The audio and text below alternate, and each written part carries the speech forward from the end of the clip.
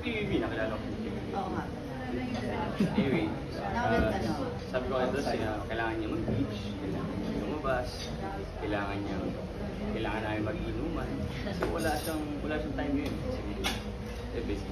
Naalala ko sabi mo kanina, 2 years ago, na-overwhelmed ka. Ngayon nakakamit ka ng system of yourself. Did you get help for that or on your own more to figure out how to get that system?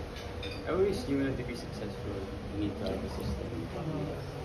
So whether it's in showbiz, in video, in business, ganyan.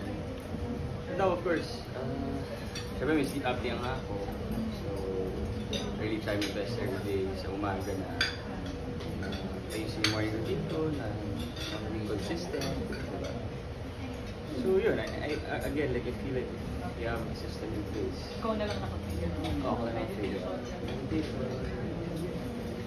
So, nung nag-usap kayo kay Dustin, nakita na nag-post na ano yung mga pinag-usap? Ano, catch up ba yun?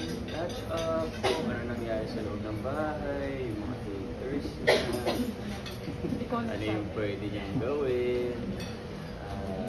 Kwento rin ako syempre, pero at this point, wala pa siya sa state na, so, actually hindi pa ako talaga nagkwento sa akin. Hinayaan ko lang siya na, being a friend, listening to him, isabihan ko lang siya, bigyan ako ng mga tips na balik mo lang yung sarili mo dati. Kasi, again, hirap na makain sa lahat ng ginagawa. Question lang yung kay